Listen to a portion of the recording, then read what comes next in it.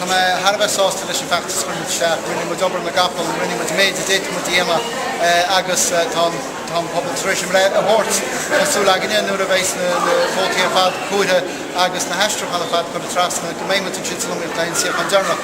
Agus is cosú go bhéach go méid áthíochan ar chlé gáilí hir go chéadú na riamh agus is mór atarú sin agus cabis cé mé sin idir muhéine agus captain Hanley a deir hir. Mastu agus tú gáil hart ar na tuí an nearna ceis na Gaeilge san áirteis dochart ina Gael is a dáilcanta seo.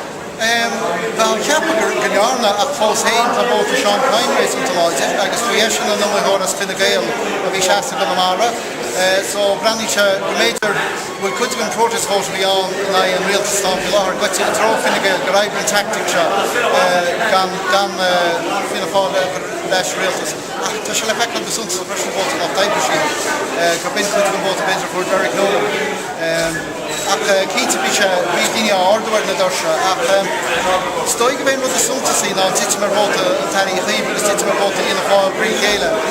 Hanna an tarí chuomh cínta dearfa gáthíochán tá bheith se chorála spísa sa bhéis se sin tofa agus is mór atarú sin sa síl agus an cosmoltail go mé an bhirteilí tribal do hí na séchante.